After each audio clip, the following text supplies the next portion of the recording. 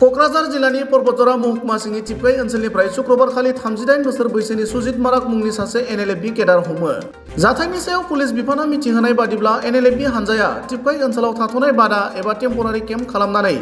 टिपकाइ ओनसोलनि गलादार आरो खायसे सुबुंनिफ्राय रां दाबि खालामबोबाय थादों आरो बे रां दाबिनायजों सोमोन्दो थानाय सुजित माराक मुंनि सासे एनएलएफबि केडारखौ शुक्रबारखालि पुलिसआ हमनानै क'क्राझार सदर पुलिस थानायाव लाबोयो। गुबुन फारसेथिं मैयानि हमजानाय सुजित माराक मुंनि एनएलएफबि सोद्रोमाया बावैसो सान सिगां सोरखारनियाव आखाइ दिखांनाय एबा सारेन्डार खालामनाय हानजानिसो होनना एनएलएफबि आफादनि इनफरमेसन एन्ड पाब्लिसिटि सेक्रेटारि बि बुहुमसानि सागान होनाय गांसे खौरां बिबुंसारनि गेजेरजों फोरमायथिदों।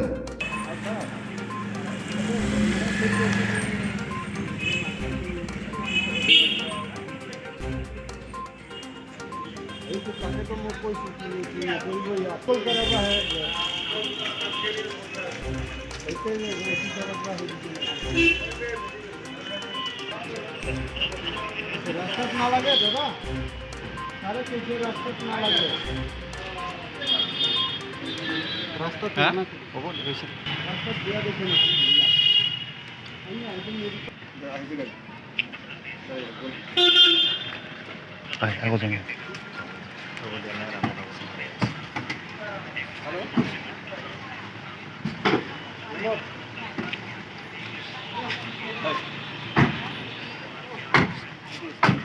Ghiền Mì Gõ để không